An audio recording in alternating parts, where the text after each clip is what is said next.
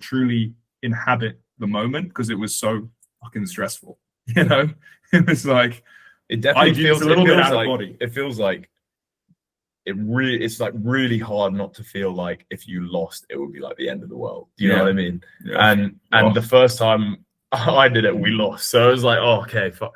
You know, and that definitely helped me a bit in the following years because having been through that the first time, it was like, okay, obviously. What is up, RowingCast? We got a pretty exciting another podcast for you today.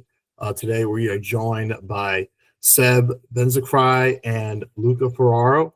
It's nice to have you guys on the pod. So we're going to be running down these elite athletes about how they started out with their rowing, what was life before rowing, and then we'll get into some of their achievements in career as well. So first off, I'm going to ask you guys, what was life before rowing? You know, what did it look like, and where were you guys at? So we'll start off with high school then. Cool. Do you want to go ahead? Yeah, I mean, life before rowing, it seems like it's a while ago now. It's hard to remember. Probably a little less sleep deprived, I think, back in the day, you know, getting a few more lines here and there. But I was at school. I mean, I started rowing when I was sort of 15 at a club that was kind of near my house. And before I rowed, yeah, I mean, I basically, you know, I didn't do any kind of sport with any regularity. I'd tried a lot of sports, you know, you name it, I tried it, was bad at it, you know, I'd tick them all off, kind of football or soccer, I guess, to the Americans, you know, rugby, tennis, all of this kind of thing. And basically, yeah, I mean, I was just sort of, I don't know, I didn't really have like a thing, you know. I feel like rowing becomes such a thing for the people who do it. Like, you know, I wouldn't say it takes over your life, but it's hard to get into it without really like falling into it passionately, you know, becoming quite swept up in it. So, you know, it's kind of weird to think that there was a kind of time in my life before I sort of started rowing at this club, started training sort of 4 or 5 times a week quite soon after I started. And yeah, from there, you kind of never look back. I don't know what you think, Seb. No, it was a very similar story for me. Super unsporty kid. I think by the time I was getting into rowing, I just started to like find a bit of passion, I guess, in playing rugby. But I pretty swiftly got injured in like the first season I actually took it seriously.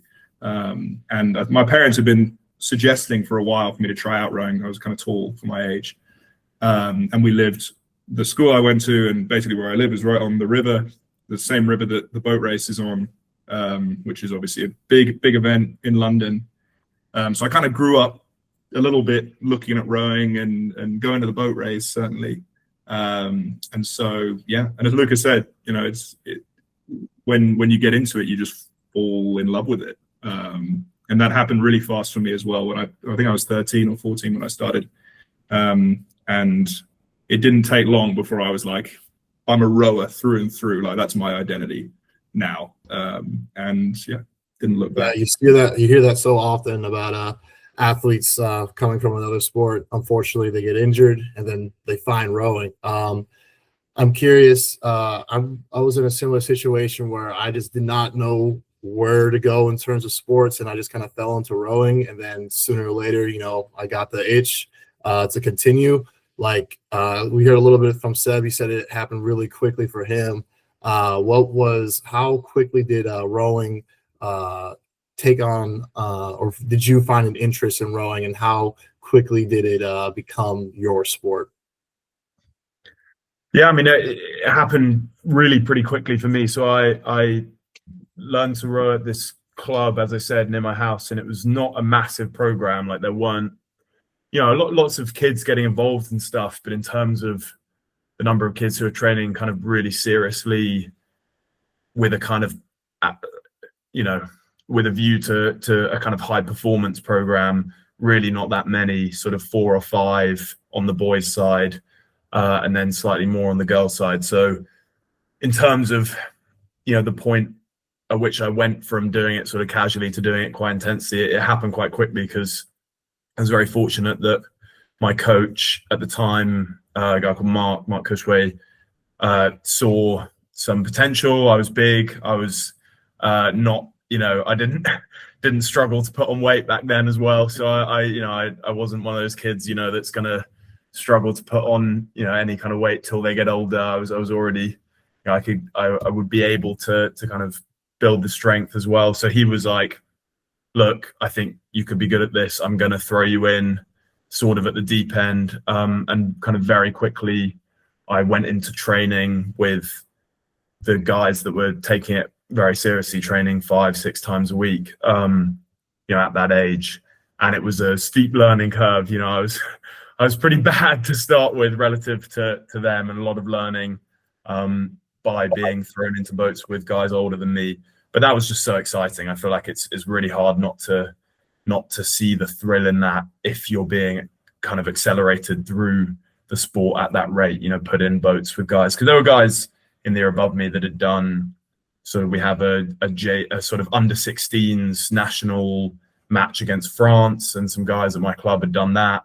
And so to get to row with them 1 year into the sport felt really cool. And that sort of sucked me in massively. And then it was like, yeah, I will commit to doing it 5 times a week, 6 times a week.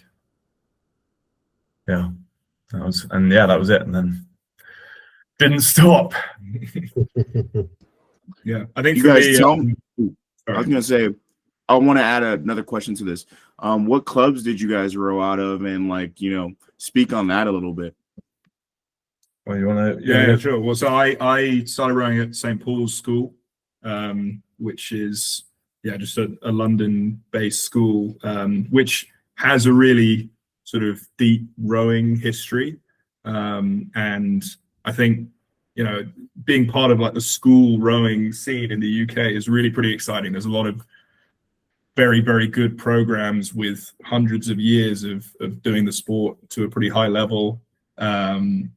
For us, when we were starting out, I would look at the guys in the school first state, some of whom would go and represent GB at the Junior World Championships. A lot of guys were starting to look at recruitment to US universities, so it was like very much kind of swept up in this really cool team, with like views towards winning at national level and then going and doing international stuff. So yeah, it was a very, very exciting environment to be a part of, and I think it sort of continued. I'm now coaching at St. Paul's, and it's cool to see the next generation like coming through and experiencing it in a very similar way to how I experienced it. Feeling that sense of history and opportunity, I guess. But yeah, that was St. Paul's. Yeah. And I started a club called the Lee. Shout out Lee RC. But we it was like this kind of East London, so not really. It had a strong tradition as well. I mean, people have been rowing. It's on a kind of separate river, a tributary of the Thames, the river where the boat race is. The kind of most of the rowing in London is. And it's this kind of small, narrow river, not very favorable training conditions, but has this kind of strong pedigree. It would put out crews, especially sort of in the 80s and 90s, really strong senior crews, kind of famous for like sort of scrappy, punching above their weight kind of crews at the club level, and guys that went on to senior international stuff as well. And so, yeah, pretty small program, but yeah, equally, I mean, just really exciting to have a kind of small group with some real talented athletes and a group of coaches that really cared. Lots of coaches that rowed there when they were younger, when they were juniors, sort of under 23 age, that sort of thing, who like really cared about the club, and that was sort of pretty infectious and similarly cool to see it carry on now. I mean, they've kind of only improved since I left. I'm trying not to take it personally, but yeah, it's sort of on the up. So good to see, really good to see. So yeah, during this like very important developmental time of your lives, obviously the big thing with athletes in general is, or high performing athletes in general, is balancing your life outside of your sports. So I like to hear about that too, because I'm sure you guys have a better handle of it now, but it might have been a bigger challenge back then. Let's hear about how you guys learned how to tackle that. Yeah, well, I think for me, I'm naturally not. Luca can certainly attest to this. I think me and Luca are quite similar in this way. We're like not the most diligent in terms of staying on top of things. We're kind of procrastinators. But I think what rowing brought was like a sense of structure, and really like there's a kind of necessity to be on top of your life when you row, right? Because not only is it a massive sort of time commitment, you're training every day. Sometimes you're doing twice a day, and it's at sort of times in the day where you probably could be doing work, homework, whatever. It's also physically a massive commitment. So you're tired, you're fatigued the whole time. Often the last thing you want to do is work. You just want to go home and nap or whatever. But because of that pressure, I guess it forces you to just be a little bit more diligent in how you approach the day to day. So I think what I found was that when I started rowing, I actually got quite a lot better at school and just like managing time. And I felt that all the way through my entire, I rowed for the best part of 15 years. And I really felt that all the way through. And actually, as soon as I stopped rowing, I kind of sank immediately back into this sense of like, oh, I actually, can't structure my time well anymore at all. And then I had to try and like re-teach myself to be on top of things. But yeah, I think that was like one of the most powerful things about doing rowing for me, was just, giving that sense of structure. And I think it's also because it's not just that it's a kind of time suck. As Seb said, it's not just that it's a time suck, so you have to stay on top of everything to get everything done. It's also that you sort of make a commitment to yourself as an athlete physically, such that it's not just like you do things when you can do them or whatever, and you can, you stay up super late to get something done because you have training, this, that, and the other. You kind of have to do it properly. You're not just prioritizing training, you're trying to prioritize sleep, eating at the right times, that sort of thing. And getting something wrong organizationally doesn't just mean, letting the people involved in whatever it is down. It's also sort of letting yourself down, because then it can have a knock-on effect on your training and your performance. And I think that just speaking for myself personally, it took me to the extent that I ever sort of figured out how to stay on top of that sort of thing. It certainly took me a while, I think, probably all the way to when I was at university, because I found it a lot harder to balance as a junior, because a big part of it for me was just the extra added time of not just the training, but then the commute, because the school I went to was quite far away from my house, and the rowing club that I rowed at was also quite far away from both my house and the school. So it was sort of an hour commute to school, and then an hour from the school to the rowing club, and then an hour back to my home. So it's like 3 hours of traveling every day that I'm training. And I would kind of work while I was doing that when I could, but obviously it's kind of hard to do that. And then, so getting to university, actually, where everything was way, the boathouse 10 minutes away,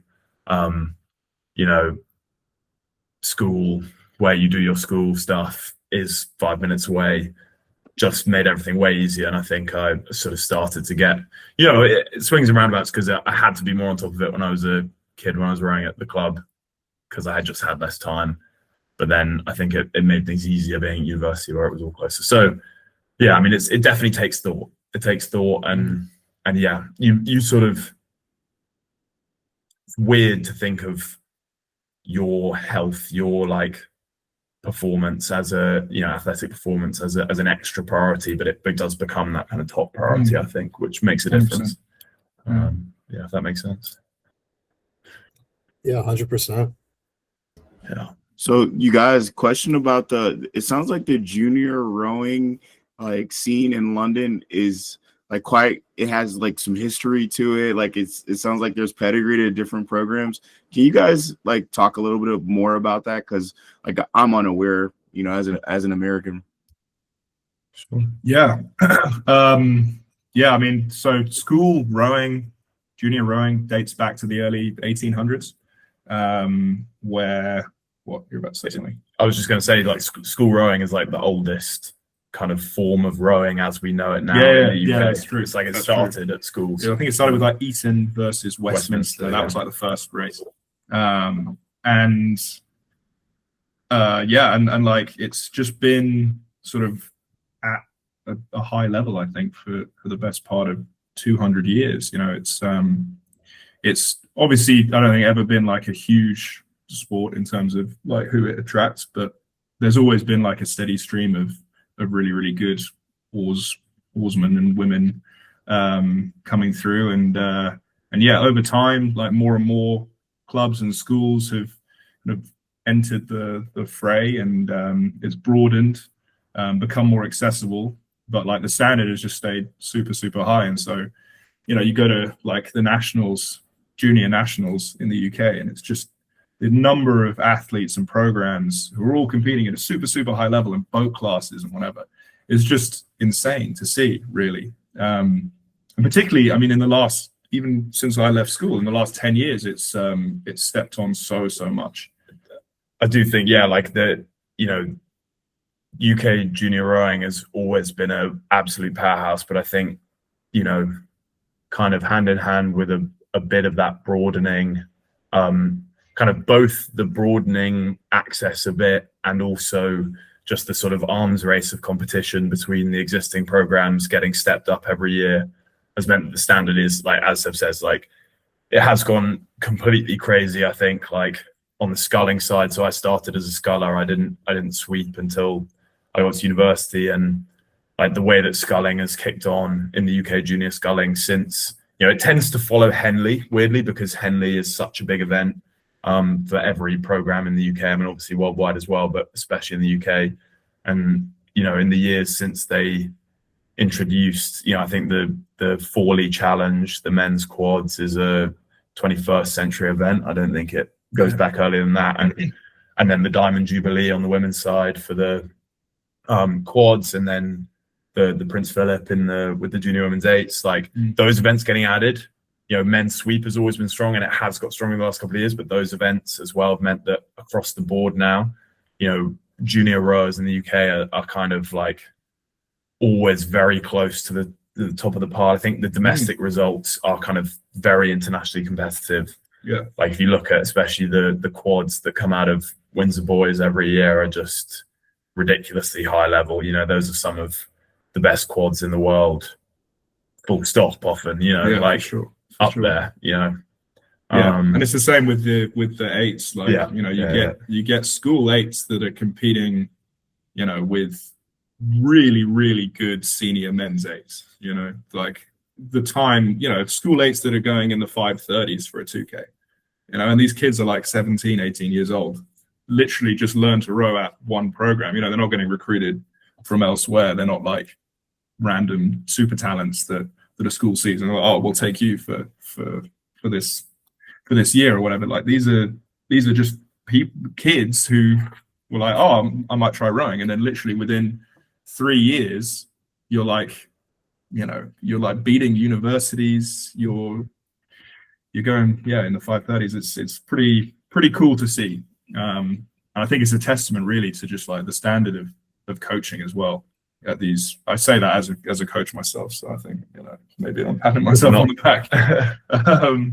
It's just like Seb's crews won despite his coaching. Yeah, I got lucky. But yeah, this is the standard of coaching is really, really high, I think, at junior programs in the UK, and it just leads to these really, really special crews and programs. So yeah, it's a cool environment. And in case you couldn't tell, people really care about it. That's also long after they leave. That's also true.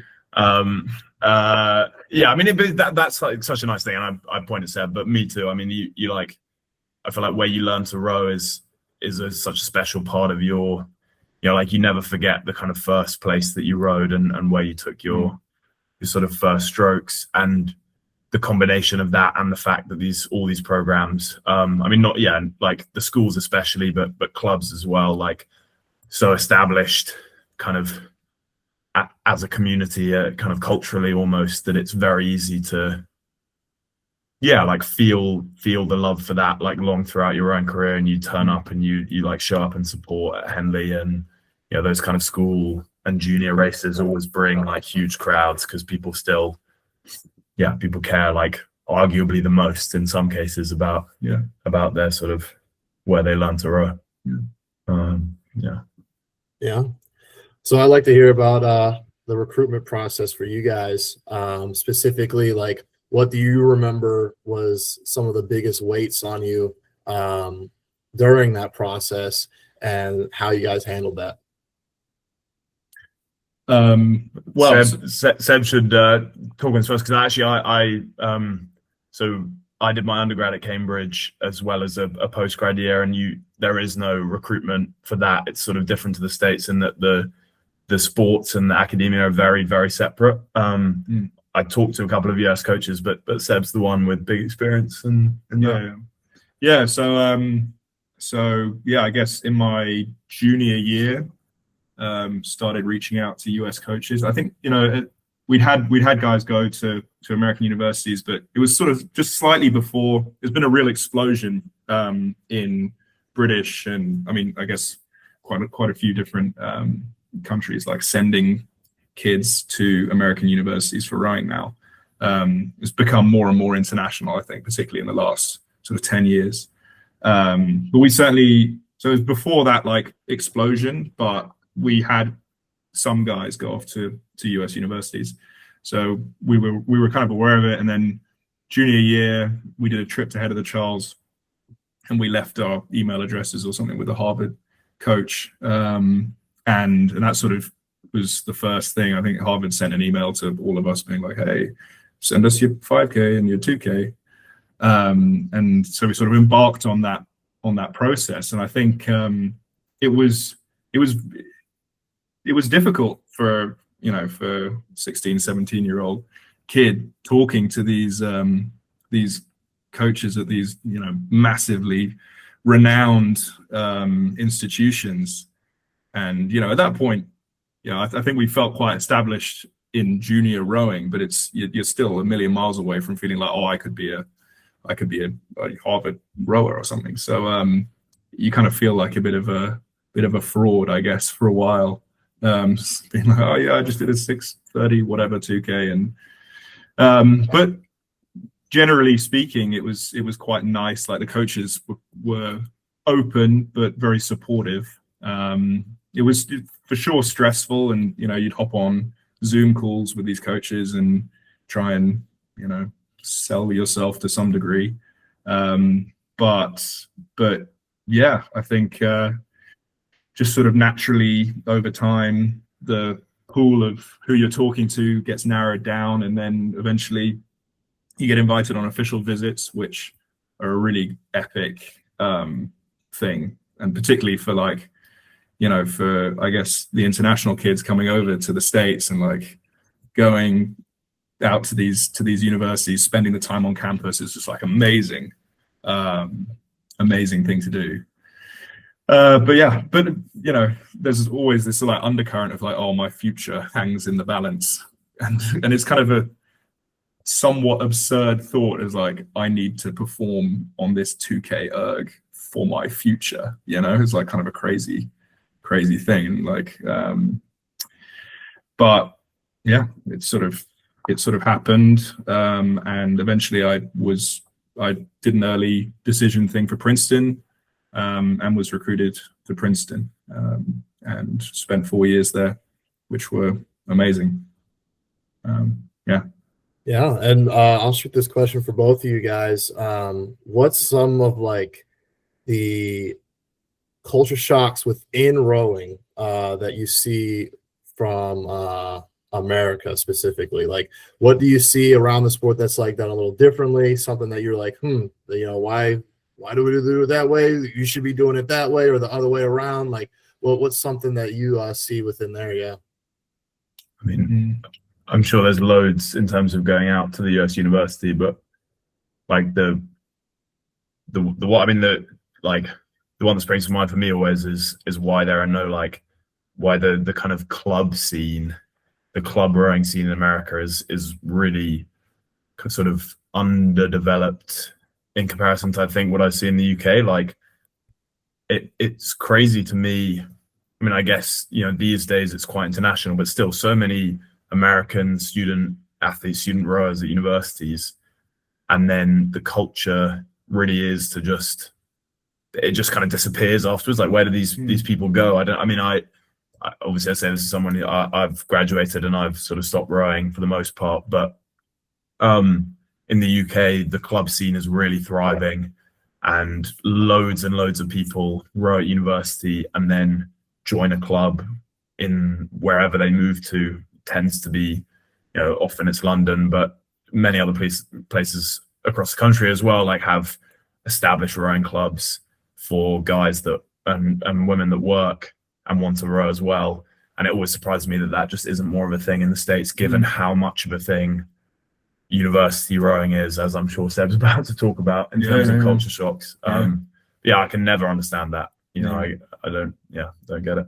Yeah, it's an interesting rowing culture in the States because, there were times where you'd have, trains following the Harvard-Yale race and massive crowds. And there is a history there, there's a real sense that, and some of the oldest collegiate matches in any sport are rowing. I think the oldest. Yeah.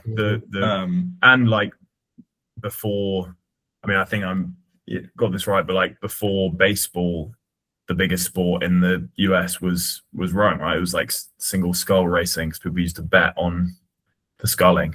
Right. It was huge. It was so the fact that it is now, because I don't know how you guys see it, but it always feels to me that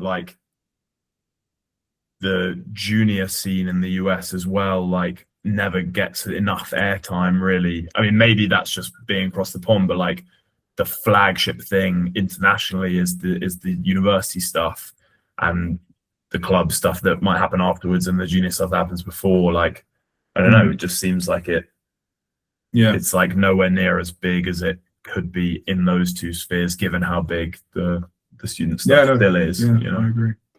Yeah, I'd say at least on the junior level, the competition is very top heavy. So it's these very specific areas, like Row America Rye, they're elite. You know what I'm saying? There's other clubs as well, but other clubs are trying to build to that level to kind of be relevant in their area. But for right now, it's just Cory's club is pretty historic. It's in the Columbus, Ohio area, but then you got Ohio State. You got so many other factors that people just kind of fit into another thing. They end up just becoming, I'm an Ohio State fan, so I'm just gonna focus on that rather than Westerville when they gave 4 years of their life to the club and worked really hard. And that's usually what happens in the States. And yeah, to you guys' points, at least on the club side, is it's not really a big thing in the States. Postgraduates mainly just train together or have online groups, but for the most part, no real sense of community and no real real rowing together, essentially. So yeah. It's a shame. Yeah, it is a shame, because there is just there's so much talent, and not even talent, there's just so much rowing in the States, really, when you think about it. There's rowing across the country, and it's already a huge country, obviously. So many waterways, so many different programs. It's this I just feel there's so much opportunity for it to be a little bit more a community, a community, nationwide community, and a little bit more in the public eye. For a nation that's so into sports, and sports culture, and broadcasting sports as well, watching sport, having teams, it just seems perfect. And the UK is so not that, apart from football. So yeah, I know it's kind of interesting that there is this thriving club scene, particularly here, where there isn't in America. But I don't know, maybe that'll change. Hopefully that'll change. I do feel like Hopefully the appeal is broadening like all the time. Yeah. So that is cool. I was gonna say, so Seb, I want you to describe, what undergrad looked like for you in the States, and then Luca, what was your undergrad like, in Cambridge? Because a lot of times in the States we just think about like the boat race when it comes to like Cambridge and Oxford, but we don't really have a clear understanding of like how like schools work and like all that kind of like communal thing. Well, so for me, so I'd always wanted to go to the States. I really had this kind of romantic idea about America. I still do to some degree. Like, I think it's just such an interesting and cool country, and obviously it's very much one can't like ignore the cultural impact that America has. And I think, like, growing up, you watch so many movies, whatever, TV shows, and it's all like America. And so I was quite eager to get out there, and in many ways it was like the kind of the idealized version of the experience that I had in my mind. Like, it was just such a cool environment.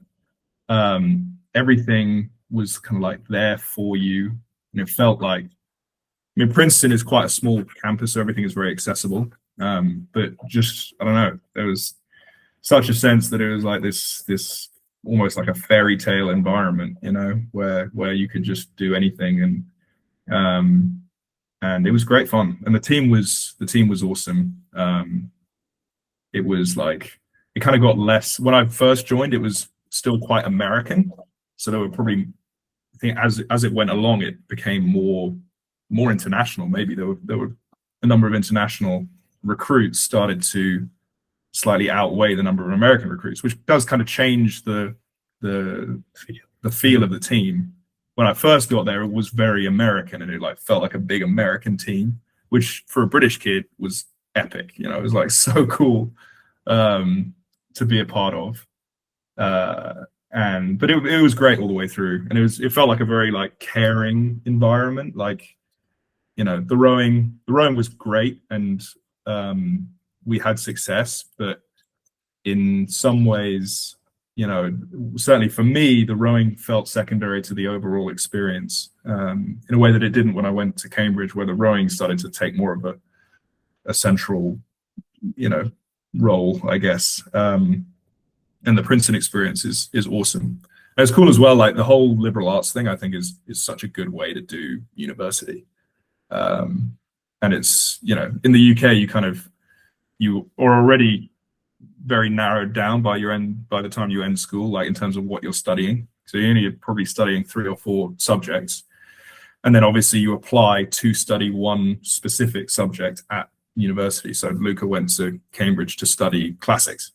And you can do different modules within that, but it's still like you're studying classics. So I thought, I don't know, I just didn't really know what I wanted to study. So go to America, and then like being able to do this crazy broad range of classes in my first couple of years was really, really cool. And some of my favorite classes were nowhere close to the major that I ended up doing. So I love the setup. I thought it was great. Yeah. Very different to the UK, certainly from what I hear. I mean, it's kind of funny going to Cambridge, because you row with all these, like, so many of the guys who come through the team are like postgrads from American universities. So you really get like a kind of taste from talking to them of all these, like, I feel like basically most of the Ivies, like Cal, you hear about what it's like at these places from them. Yeah, I mean, Cambridge is pretty different, as Seb says. I think the main thing is that main difference, I'd say, from what I can work out between Cambridge and the States in terms of the way that the rowing and the school work is the way that they're integrated, because varsity sports in the States is such a big thing, right? Like recruited athletes, like that's your kind of your identity, but it fits within the university because it's this established thing where, like, if you're an athlete, everyone understands you're an athlete. Like, they know it, the professors know it.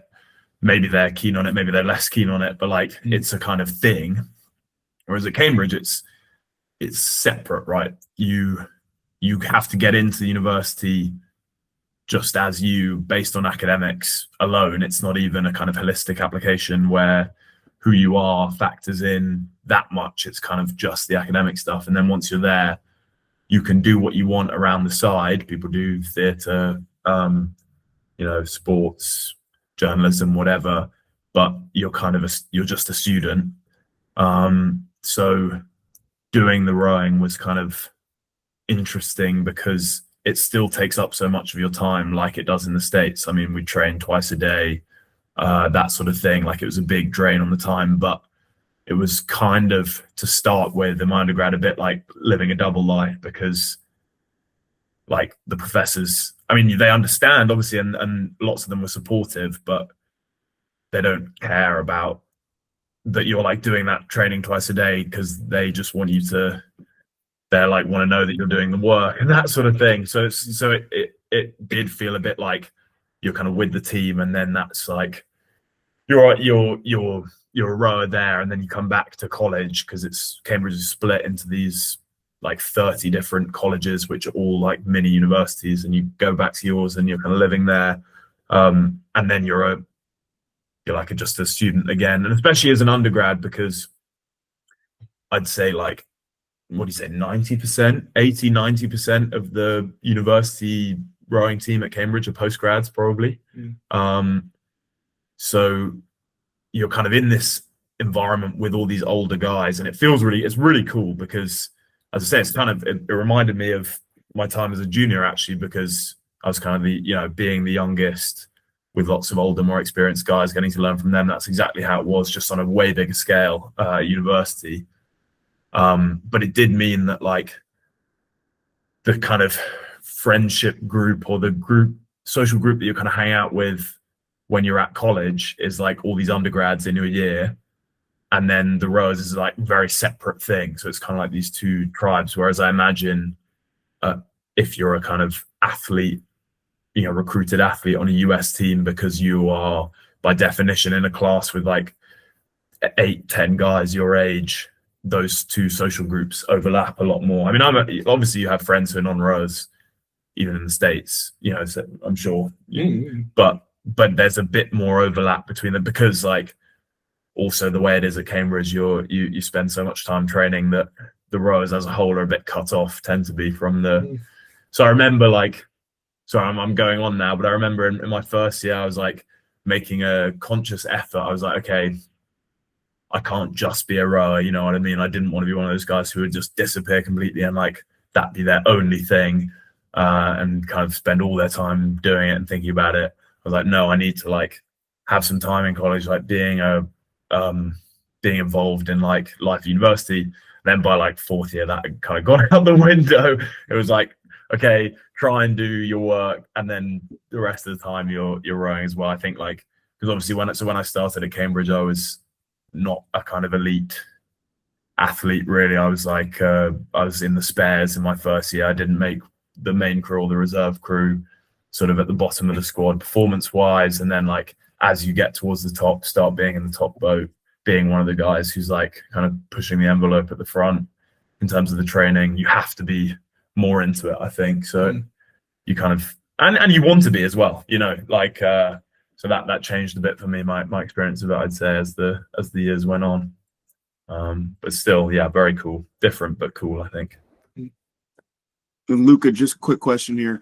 In an undergrad, or is it common for an undergrad to make top boat at Cambridge, or is that like uncommon? It's like it happens. I'd say it would be rare to have a boat, a top, like the blue boat is the like top boat for the boat race. It'd be rare to have a blue boat that didn't have one in it, but it's probably not going to be more than one or two in a normal year. So yeah, there's kind of like a good couple. You can like look back. There's like one or two every year that make it. There's kind of like a lineage, because just the way that the kind of application works, because lots of the good juniors in the UK, ones who would be kind of at that level, go to the States now. And then obviously it's a decently competitive application. So even if they are sort of applying, the odds of getting someone in who is good enough to make that top boat and will then get in academically is a bit lower. And I mean, as I say, like when I got in, I didn't think I was one of those guys necessarily. I didn't get in thinking I'm going to be in the blue boat. It was like, okay, I've got in, this is going to be epic rowing here, but I certainly wasn't at that level to start with. Right. Especially switching from sculling to sweep. So it's kind of a nice surprise, I guess. That's pretty dope. And then Seb, question, what's your favorite collegiate moment like racing in the States? Oh man, that's hard. That's a hard question. My favorite collegiate moment. Ball with Henry. Maybe. I'm trying to think. Or like rowing moment or like team moment. Hey, we could do rowing and team. We could split it. It could be two. Rowing and team. I think rowing moment was yeah, I mean, so I was in the varsity 4 in 2019 with like my roommate, like one of my best friends in the whole world. I was literally sleeping in a bedroom with him, which was also kind of weird for a British kid. Like we're not really used to that. And we were in the 4 together, in the varsity 4, and it was in California.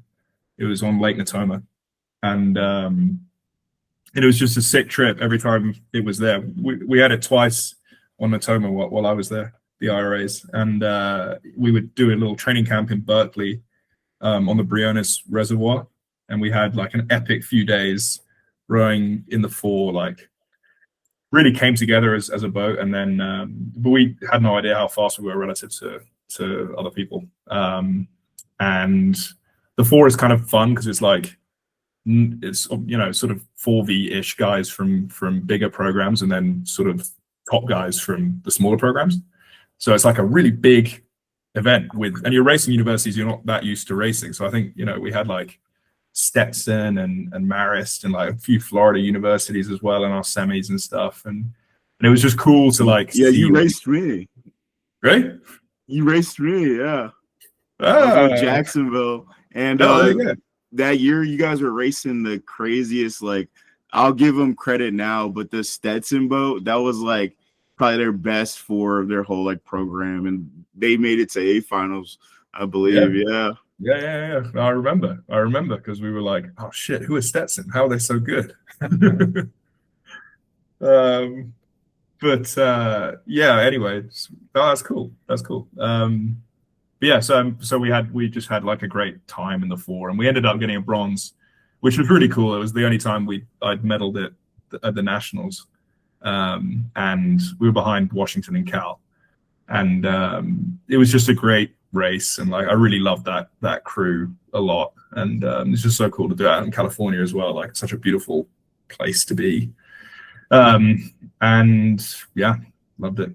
And then like in terms of team moment, I think. Just like, I don't know, like I always think back on our Saturday practices. We go and do a hard erg in the morning.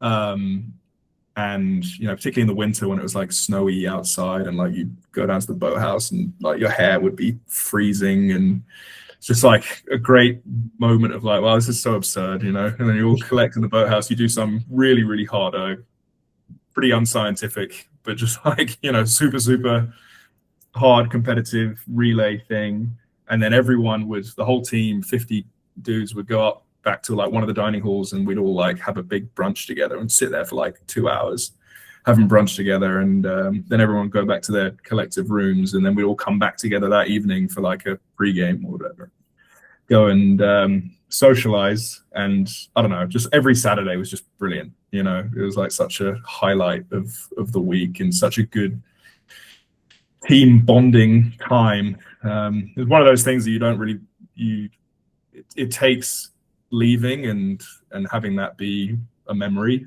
to really appreciate how special those days were. And yeah, that's what I'd say. One thing I see from you guys is, you know, you're really honest to yourselves, and you know, it's really appreciated to hear. Because I remember I heard Seb, I think I heard you talk about your strengths along with your weaknesses. You were talking about how you never you saw yourself not as the strongest individual compared to people you were with. Why is that so important to be able to know your strengths and your weaknesses, to know when and where you perform the best? Good question. I guess, you know, when you're on a team, you know, like Princeton or Cambridge or whatever, there are going to be people who bring different things. And, you know, there'll be guys who are leading the training from the front. There'll be guys who are sort of inspiring the group in that way. And there'll be guys that have strengths in other ways. And I think, like, you know, rowing is kind of a funny thing because you're all doing exactly the same thing. It's not like a football team or a soccer team or whatever, where you have guys that are specializing in different ways and that have distinct roles. Like, kind of everyone's got the same role in rowing. It's like row the boat together. But obviously people are different. And I think what makes a really great team is when you're able to allow people to have the space to have those differences, but then, like, coming together around certain key themes and just like taking the best of everyone and building a team out of that, I think is really good. And when you try, and I've certainly had years where like the way we've attempted to build a culture on a team is like everyone has to think the same way and approach everything in exactly the same way. And I don't think that that's a good strategy, really. I think, like, obviously the training, there has to be, There's some non-negotiables. there are some non-negotiables for sure, but like you've got to give people the space to develop in their own way, and allow them to be good at things that aren't necessarily just like, you know, being the most disciplined or, you know, doing the most extra sessions or whatever. It's like you can bring stuff to a culture beyond that. But also, like, knowing yourself and being true to yourself such that if that is something you need a bit more of, you're kind of aware of that and you can go with the people. Like, because I think like it's definitely, it's like we said, right? Like, knowing your strengths and knowing your weaknesses, I think both are super important. And, you know, not kind of knowing what you need to change and what you don't need to change is part of that as well. Like, you know, you have strengths, you share those with the team. You don't, you know, that's part of the culture that Seb's talking about, like people being empowered to contribute on a personal level beyond just a set of leaders on a team, you know, everyone contributing what they have to contribute, but then also being aware of your shortcomings such that you can allow yourself to pick up on what other people are putting down in terms of their strengths and kind of go with them and be the best version of yourself you can be. Because I think rowing is such a sport where you can always be improving, but I think a huge part of that's underrated, because you know it's known as one of these sports where you get out what you put in, right? And you know there's all this rhetoric around just training really hard, and like the more you train the better you'll be. But I think there's an extent to which you can be training really hard and just bashing your head against the wall, you know, in terms of improving as a rower all round.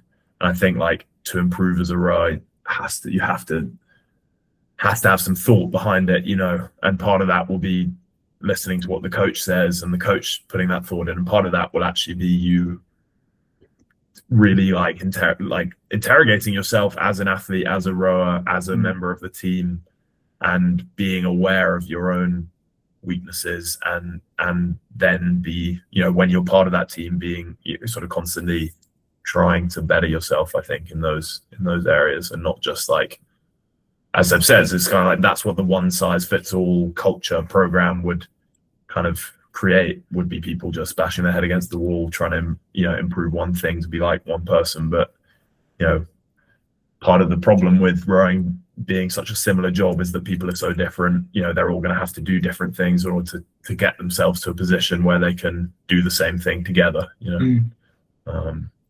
Yeah, I think. Yeah, really appreciate your words. Also, what are like some patterns that you see in these winning teams, whether you talk about factors with coaching, factors with just like team aspects? What are the patterns that you guys see? I think certainly for me, like it's something that we talked about at Cambridge quite a lot, particularly towards the end of my time there.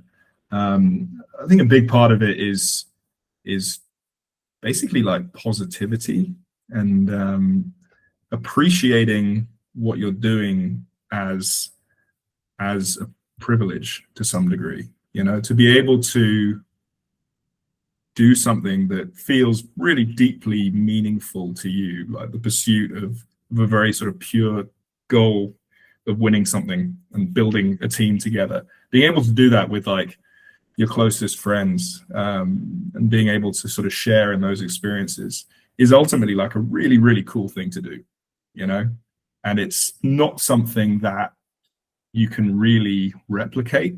I don't think, certainly I haven't found like a real substitute for it. I suppose it's putting your body on the line together in pursuit of something is one of the great things about sport, and like day in day out for months as well. It's like not just in any given moment. It's like turning up again and again to do that. And I think whether you win or you lose, there's something really profoundly great about that. And like when that sort of feeling of like, okay, we should cherish this. You should show up to training. You should be like, it's sick that we get to be here. Granted, it's like 5 a.m. and it's minus whatever degrees, and you're doing seat racing, and it kind of sucks. It's also kind of great, and not a lot of people get to experience it.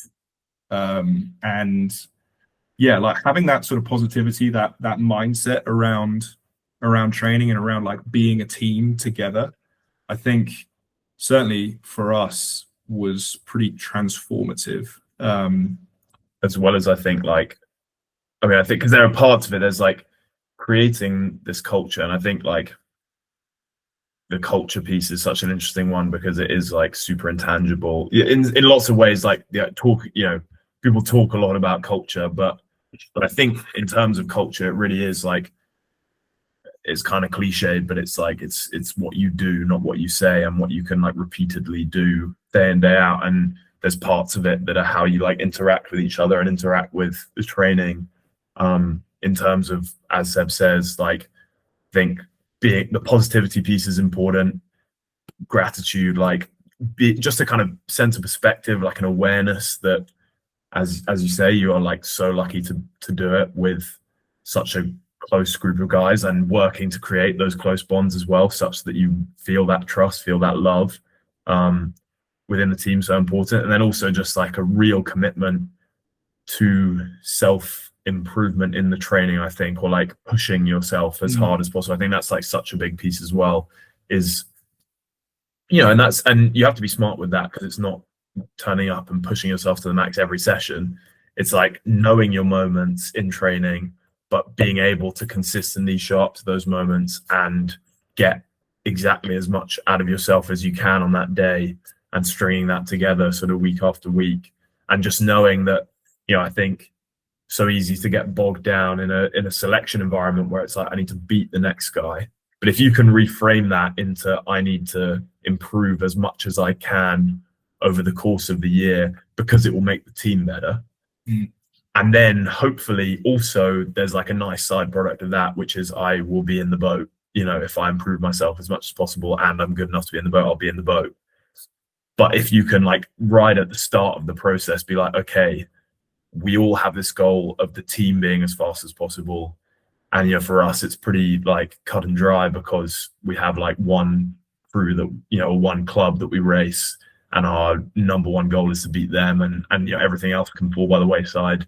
In terms of rowing, it's a bit more complicated when you have more races to do, but But for us, it's like, okay, we want to beat them, and to beat them, it will be, having the fastest team will do that. And to create the fastest team, everybody needs to commit to improving themselves as much as possible. And then together that will create this like unbelievably fast team, instead of being like, okay, have like 20, 30 guys being like, I'm going to be as fast as possible because I want to beat him to get into that boat. And then you have to like get yourself up for the race once you've done that. You know what I mean? I think that's like, that was such a big part of it as well. Like, yeah. I don't know. Yeah, Luca, the teams rise like together as a unit. So like I was gonna say, you guys want to have the fastest spare pair, right? When you guys do your racing and that. So like you want to make sure that every boat is like getting theirs, so that it makes the team overall like stand out. Yeah. So I was gonna ask you guys to just speak on your joint time in Cambridge. What was that like? What was training for this one big race that's like actually like produced like internationally, right? Like it's huge for the UK, right, with the BBC, but then everywhere else it's on like ESPN now. So like, can you guys speak on that? I mean it was just cool. It was like, so do you know what I mean? Like I feel like in rowing, I don't know what it's, but even here, like at school, I don't know what it was like for you. So I think kind of similar, right? Like even if you're rowing, even if these clubs are like pretty well established, rowing's still a niche sport. It's not really seen as cool to people who don't do it, by and large. Like it's not like this is the like the boat race is the thing. It's like that. If you say to your like granny that you row, she'll be like, oh, the boat race, or like your aunt or whoever. You know what I mean? Like that's what.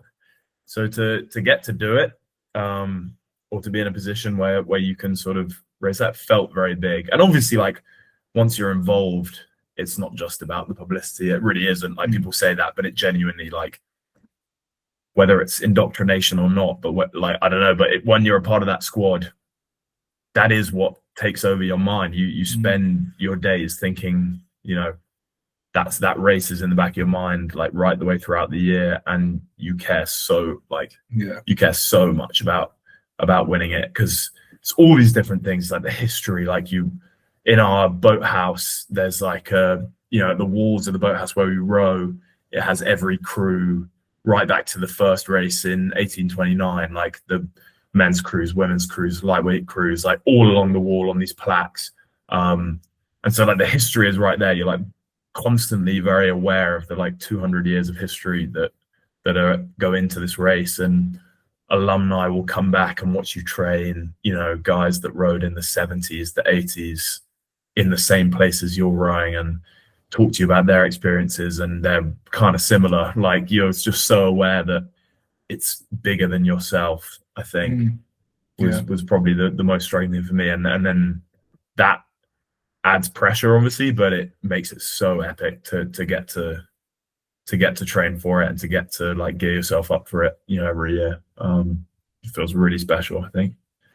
I don't know what you say there. No, I feel like you really captured it. It is a really cool thing. It's cool that it is televised, and that you have however many boat races that you can go back and watch. And I guess there's a limited amount of rowing media available, particularly like well broadcast and produced rowing races.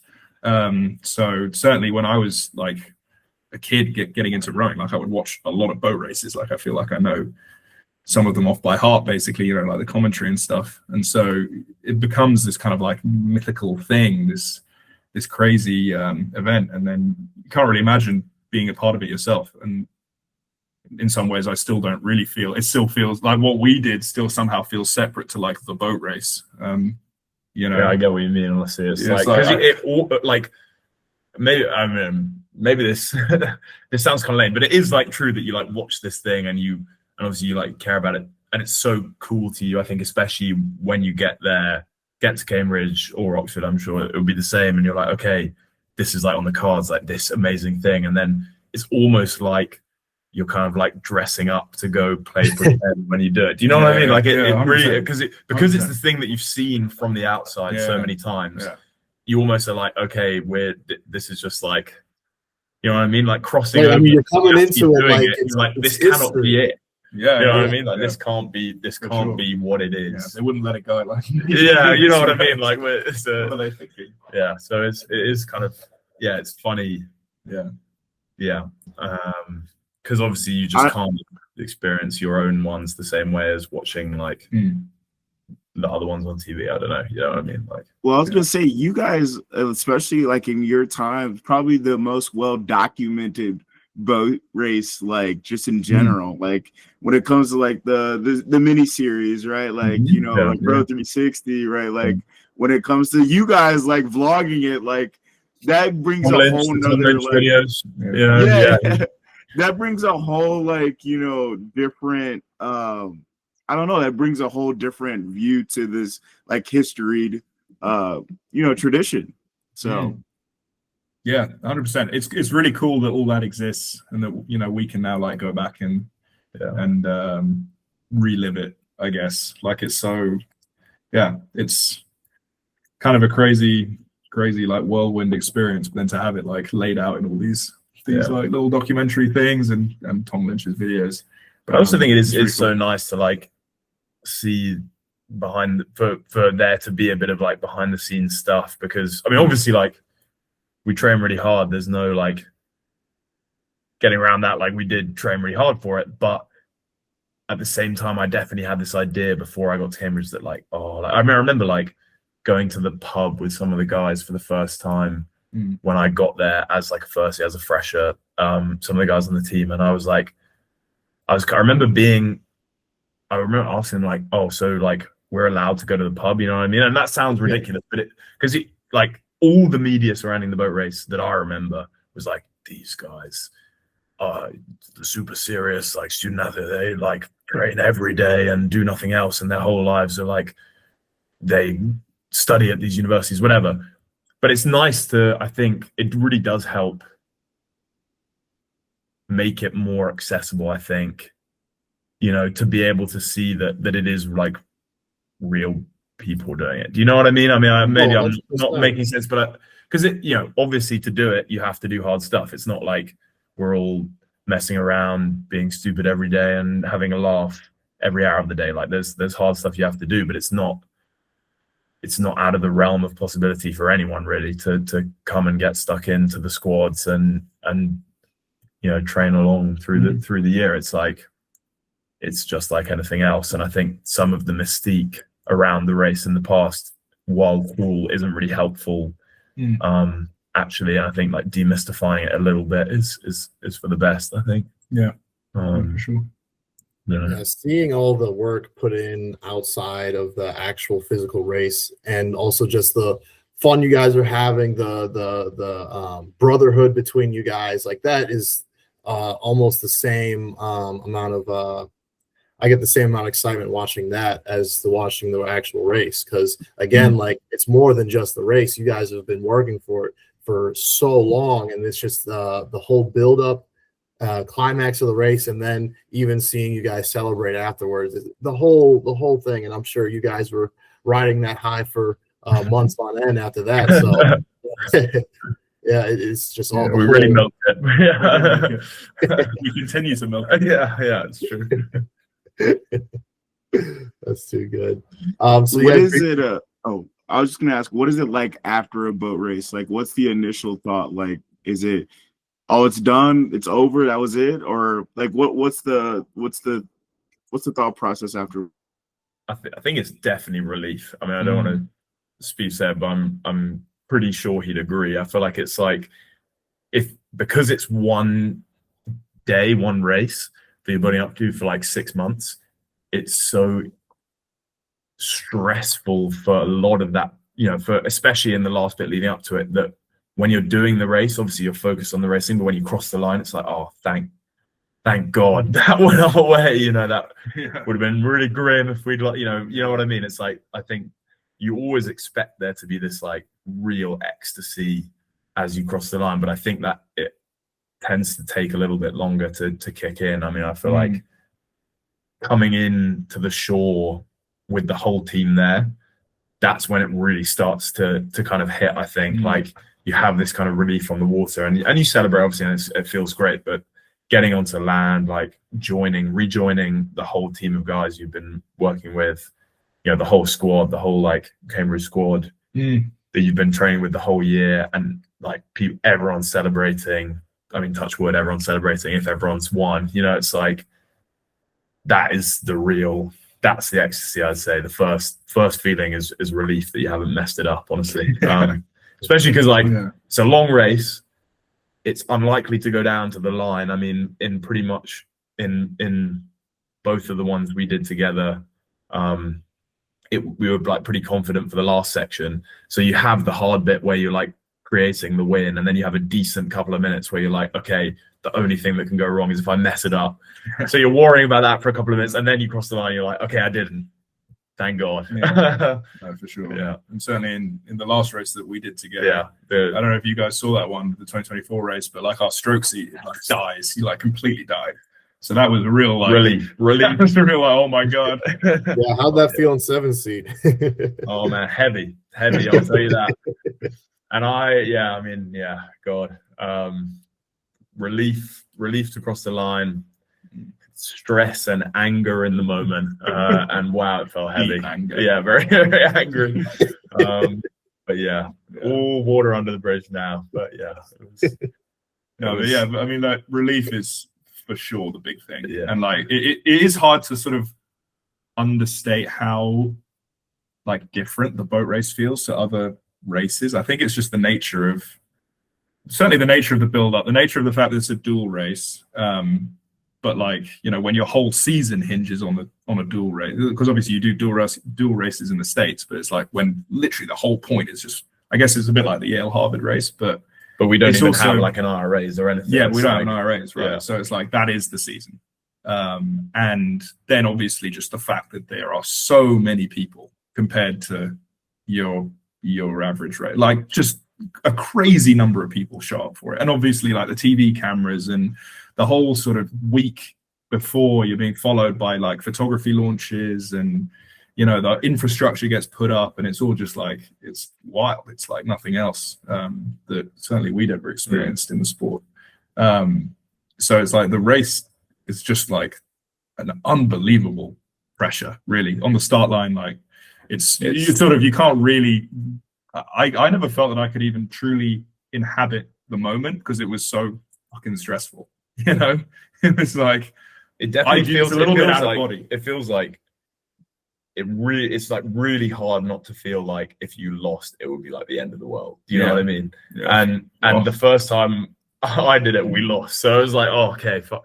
You know, and that definitely helped me a bit in the following years, because having been through that the first time, it was like, okay, obviously you're still super stressed, but kind of the worst has already like the worst thing that could happen is what has already happened again, which would be bad. But you know, the first time I was definitely like, this would be the end of everything if we lost. Yeah, it feels that big. It's, you know, especially being young, it was like the pressure is kind of it's definitely it's pretty crazy.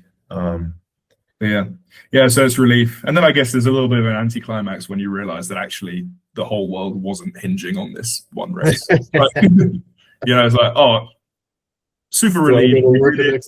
Like we got through it. It's amazing. You know, you're then with the guy, like both the times that we won, everyone else had won as well. Like all the men's team. Well, the second time won at the.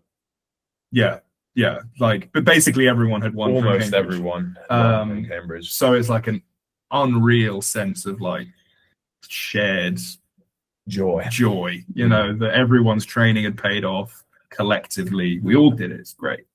But then pretty quickly, actually, you're like, well, the first time we did it together, like we knew that we were back for the year after, both of us. So. There was definitely a bit that was like, oh, we really have to do that all again now. You know, it kind of starts. But you can put off those thoughts for a little while afterwards. But I guess it's just like the nature of preparing and focusing for a long period of time on one event, and then it passes, and then you're like, you know, whether you won or you lost, it's a weird thing to go from that to suddenly not having it, you know, and it's anticlimactic for sure. But it is better to have won than to have lost, for sure. Yeah. Having done both, I definitely know which one I'd rather doing it. So yeah, we were talking about how this race was, one of the first races to be truly documented front end and back end. How do you guys think media is going to be changing the realm of rowing in the next couple of years? And obviously, you guys have a position in that.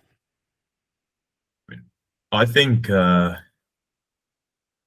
well, I'd start with fundamentally, like rowing needs to figure out like the media stuff. I think it's definitely sort of by and large not massively well done up till this point. And I think a big problem with that is just that the predominant format, the kind of 6-lane racing, 2K in a straight line, like obviously we would love to watch it because we understand the sport and we do the sport. But if you don't row, let's face it, it's not that fun to watch, really. I mean, come on, like I remember my dad used to row a bit back in the day, and before I started rowing when I was like 7 or whatever, if it was on at the Olympics, he'd put it on and I'd be like, turn it off. Like, this is not, you know what I mean? Like, I think it's important to be honest about that, because it's so easy when you're in the world of rowing as a rower to be like, well, I enjoy watching it because I do. Like, it's really cool if you understand what's going on, but watching the actual rowing itself is never going to be the like flagship element of any rowing media. I think it's never going to hinge on filming the races in a really cool way. I mean, you could definitely play around and they could be filmed in cooler ways, and the drone shots are really cool and that sort of thing. Anything to avoid the like side-on parallax, which is like not a great way to watch, I don't think. But in my mind, at least, the way forward for rowing is just to get into the stories behind it, because there's so much history, there's so much tradition, so many well-established clubs with huge rivalries. But even beyond all that, like, you don't even have to dive into that. There's just like, there are cool personalities in rowing. There are really cool personalities in rowing, and that I think should be the kind of root of like the future for broadcasting, is like finding the right people whose stories can be told in like a really engaging way, because there are these cool people, and it kind of creates cool stories given how much work people have to do for it, and the ways people deal with their training, and where people come from into rowing and that sort of thing. I think, like, throughout the world of rowing, there are definitely people out there who would make fantastic kind of subject material for documentaries, for like shows, pieces of media, telling their stories. And I think without that, people will never watch the actual. I think if you start from there, you can get people to a place where they'll sit and watch the racing and care about it, because they know the stakes, and the stakes are the people. The stakes of the racing are the people who are doing it very much in the rowing, because there is really no rowing equivalent of like a top corner bicycle kick, or like whatever the American football one, last minute touchdown, like on 4th down. It's like this. That happens once every 100 races, where there's like a sprint, a massive sprint, and like a photo finish, and even that will not be that exciting to the average. I don't know. Sorry, I'm sounding pessimistic, but I think this is like, I just don't feel like people in the rowing world are willing to admit that enough. I feel like people bury their head in the sand a bit and be like, we just need to get people to watch the racing, broadcast racing more, that sort of thing. I just like, it has to be confronted a little bit if we want to widen the appeal of rowing. Interesting what you guys did with your content with Iwojen. You guys did top 5 boats, but it's such a great structure of like media, in my opinion. And that's even, I showed my girlfriend, who's not even a rower, that piece of media, and she got it, because it was different stories for different moments. I think it was a really like solid way to kind of, to your point, right, like structure media to support rowing. So I got to commend you guys on that. What was the thought process behind that? I mean, I guess, well, when we were starting this this channel, we wanted to talk.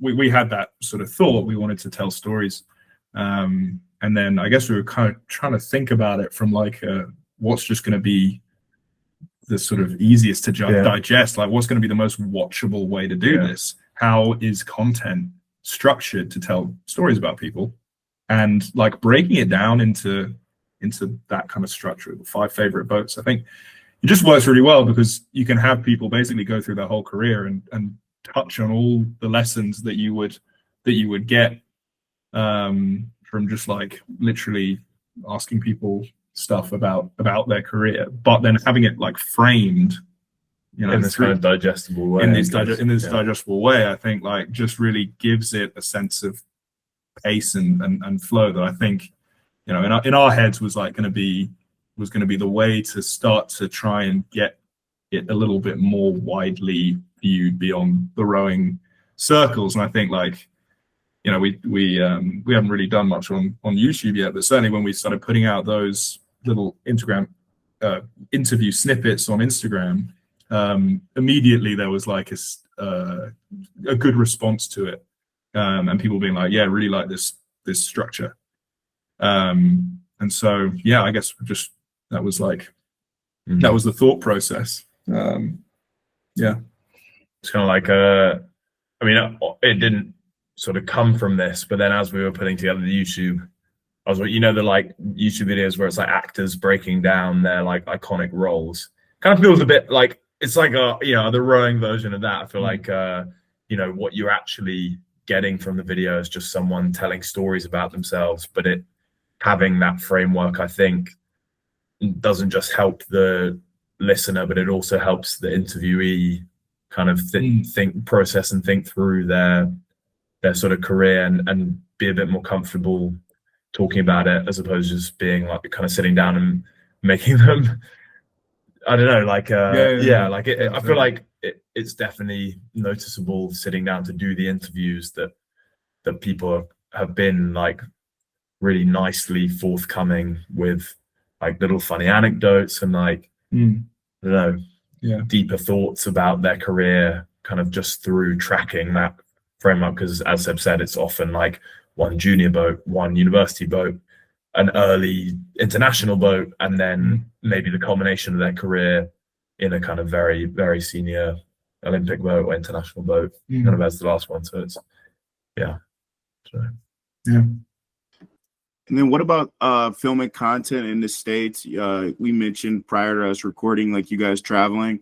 What was that for? Was that for shorts? You want to dive deep into like what your goals are for, you know, Layback and so I mean, on one level, we were going to be in the States ahead of the Charles, and like my favorite thing in the world to do is like drive around the state, like road tripping around the States. I love that. That's great. You know, it's such a, I just, you know, I like that you can get on a road and just drive for like 12 hours and you're still in the States and you're in some different cool city. So, and I was like trying to sell Luca on this dream of road tripping in America because he'd never done it before. Yeah. And we were just thinking like, obviously with the start of the channel, we could, part of the thing that we wanted to do is interviews. The other part is we wanted to sort of do more like inside the club stuff, you know, go into different clubs and tell stories within those clubs. So we sort of had this idea to go and do it with American university programs, because of the nature of how much time we had and like driving around a lot. We could only spend like an afternoon at each club, so it's like we didn't really whistle stop. Yeah, I mean, like pretty.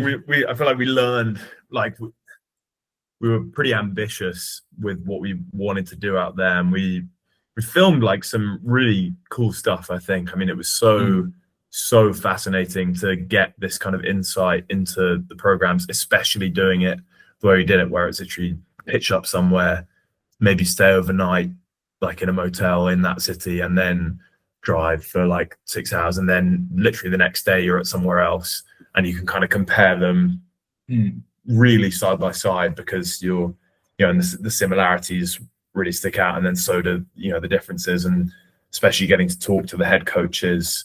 I feel like, you know, not to be rude to British head coaches, but I think it's a different style of role out in the States at these big university teams. I think the type of person that attracts, they're just like, I don't know, something about, I don't know, maybe the way they're like hired or what they look for in like a rowing coach. Like everyone we met, literally every single head coach we spoke to, super charismatic, very, you know, had this kind of like gravitas in interview. Not the UK coaches don't, just to be clear, you know, they're very cool as well.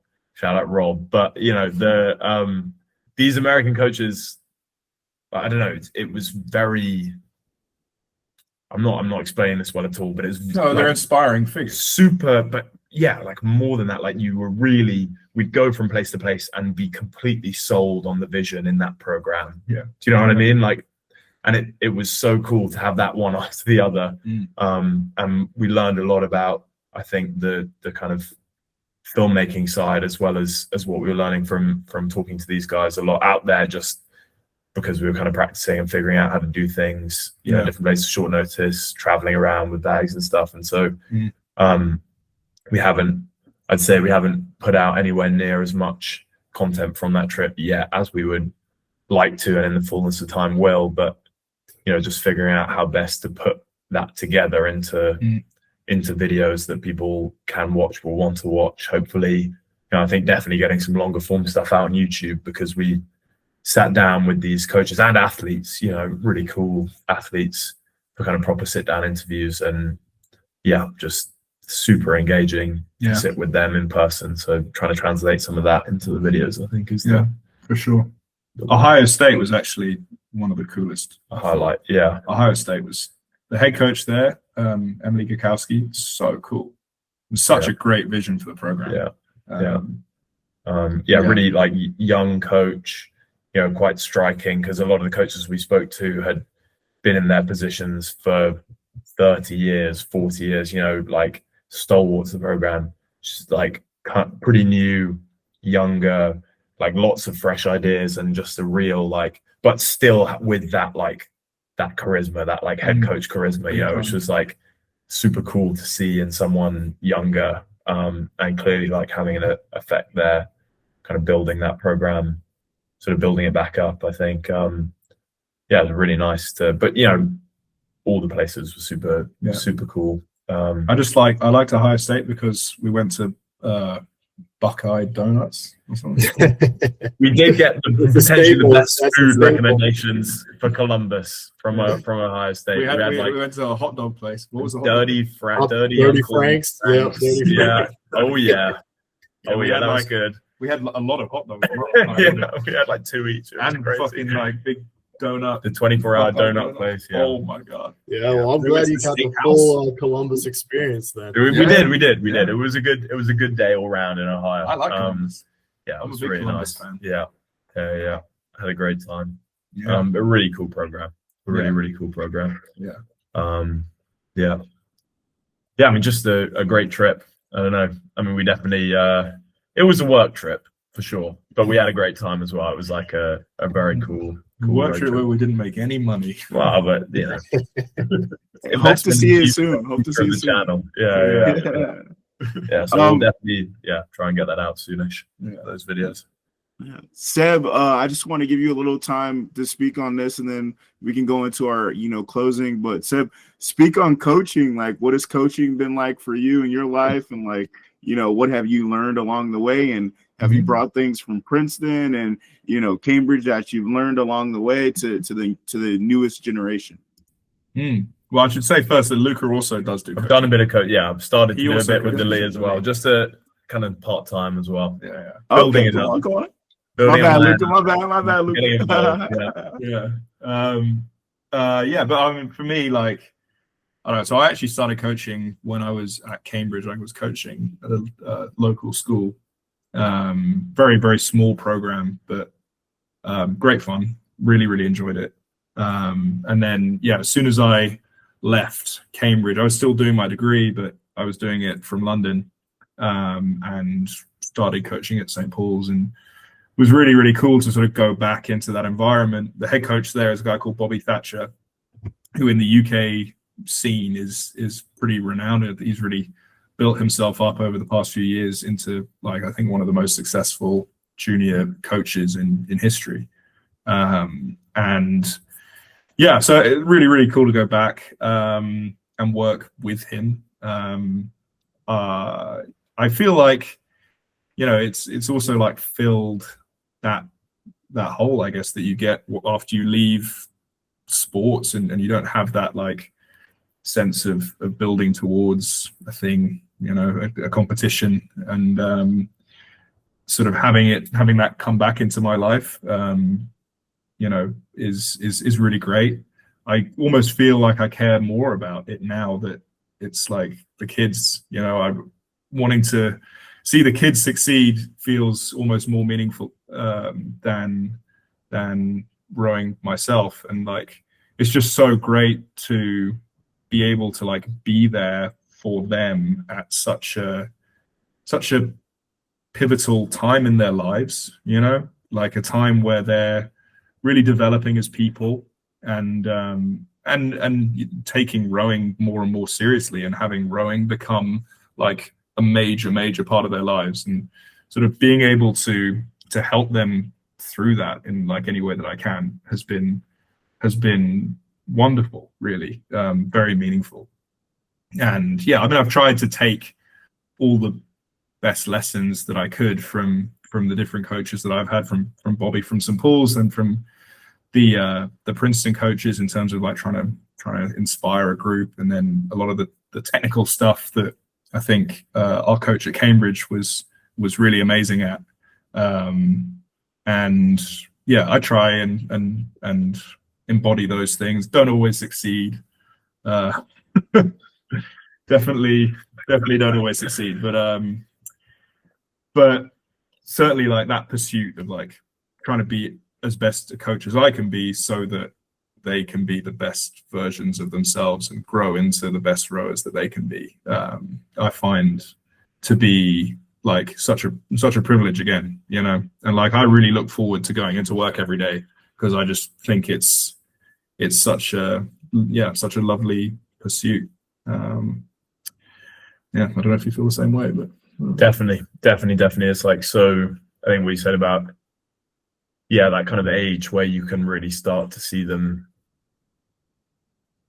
starting down that journey of really starting to take it seriously. I think that is that transition that's so nice to see. Like, yeah, just these kids are so keen on rowing, like turning up, wanting to improve, that sort of thing. And really, yeah, reminds me of, you know, it feels like a long time ago now that I was there, but watching these kids kind of do the exact, you know, basically very, very similar stuff to what I was doing back in the day. And you know, it's just, yeah, it's really like refreshing to see that kind of period in athletes' lives again, be back at, you know, involved in that stage of a kind of career, having like moved on from that. And I think, you know, missing it more than I realized. I mean, it's been so nice to be back down at the club, working with these kids, kind of having watched the Lee crews from afar over the last couple of years while I was at Cambridge. I mean, as I said before, they're like heaps better than I was when I was there. So it's like it's pretty cool to get to work with them. Gents, thank you for being on the podcast today. I'm going to end it with this.